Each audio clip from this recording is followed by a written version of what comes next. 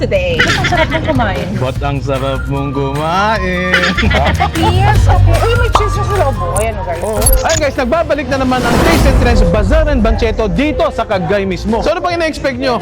Eh di food tripang malala na naman ito. So expected guys na ang dami na namang tao ngayon dito. Kasi ikaw ba naman, andito na lahat. Super sarap at abot kayang mga pagkain, mga trending at kakaibang food na ino-offer. Andito din mga pre-love clothes, mga alas, mga nagbebenta accessories, syempre coffee at bonggang-bonggang entertainment tulad yung naririnig nyo ngayon. I'm so excited sa gabing ito. So ano pang hinihintay nyo? Let's dig in. Siyempre, sa food tripan, hindi mawawala tong Ilocos Empanada. Andito tayo sa Yumis Ilocos Empanada. Dito lang siya located sa may gilid na part. So, ang trinay namin ni Honey ngayon is itong cheesy special na worth sa halagang 150 pesos. Joke lang. 100 pesos lang. Matitikman na natin to. So, tirahin na natin to. Ay, mainit pa. Pero gusto ko siyang hatiin sa gitna. Tapos Sige, pwede. Mas we should maganda. show them kung Oo. anong nasa loob. Dito ba? Okay, kahit ano. Oh my God. Okay. Oh my God. Lutoy. Lutoy. Shout out, Oh Lutoy. my God, bro. Oh my God. Look Yeah. at that. Yan. Ayun, no? Oh. Yan. Tapos dyan. Oh, nonoy, singo. Oo. Oh, nonoy, singo. Bigyan natin ng sauce. Ano ba? Ketchup o suka? Suka. Sa akin kasi mas gusto ko yung suka eh. Ako gusto ko ng Ketchup. Baliktad. suka.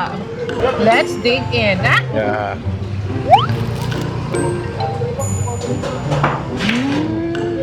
Nag-elevate ang lasa ng Ilocos Empanada sa suka. Legit. So sa akin, mas gusto ko na ilalagyan ko ng Suka. suka. Ayan, no. Tapos, ketchup eh. Cheers, guys. Wow! Sarap. Sarap. Uy, dapat may share ako ha. Nakatsag ka sa akin. No? Wow! Wow! Pansit Kabagan.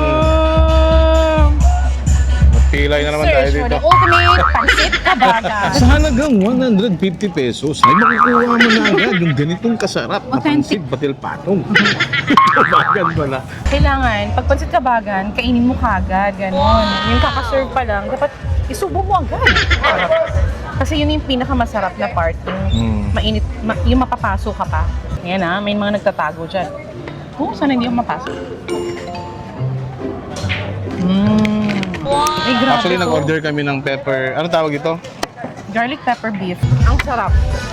Ang sarap. Hindi ko alam kung saan nagagaling yung sarap. It's super beefy. It's sweet. Peppery. Garlic pepper beef pala ito. Ang sarap! Oh, yun o. Oh, yun o. Naman ng karahay. Oh, yun o. Solid to. Yun o. Oh. Ay, masarap ang ano ah. Cheers.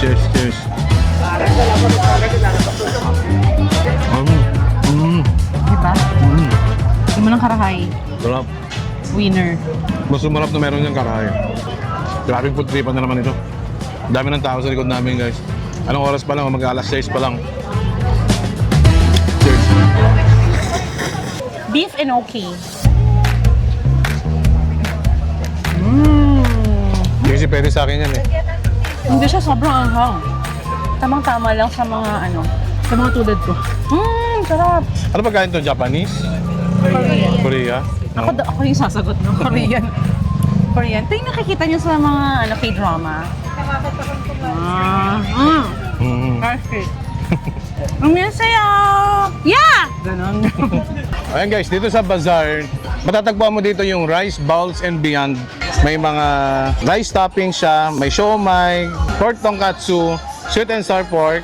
Ganito siya guys, oh. At least meron na siyang meron na kayong idea kung paano siya, ayan oh. Subukan mo kumain ng beef. Kasi ako talaga pwede kumain Mapipilay ng beef. ka. Yung yung dakilang taga-subo natin, taga-tikim natin. Busog na ako. Busog na. Ayan, so ang ginukuha natin dito is yung siomai. Pag bumili kayo ng siomai, automatic, bibigyan kayo ng chili paste. So lalagyan natin chili paste dyan. Yan. Ayan. Ito yun, may kalamansi na rin to eh. Oh. Cheers. Wala rin rice. Sarap. Sa siomay nila, masarap talaga at saka malasa. Alam mo bakit? Homemade. Sila mismo yung gumagawa nito. Wala siyang anything na extenders, gano'n. Wala kang nalalasaan na gano'n. Pure meat talaga yung ginamit nila dito. Sarap. 99 pesos. Sulit.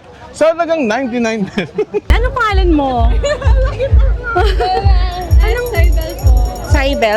Hi, Saibel. Hello po. Ano yung nilulook forward mo dito sa bazaar? Siyempre po yung foods po talaga. Yes. Ano yung sa foods tingin po mo, talaga. yung favorite mo na food dito?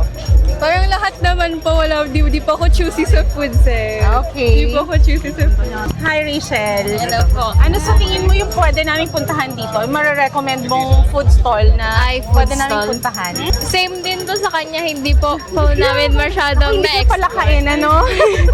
Pero ano siguro, yung prospect lang. Ang mura na nakakabusog siguro po. Oh, I see. Sige, tingnan natin. Marami pong ganun. Okay, sige. Thank you. po.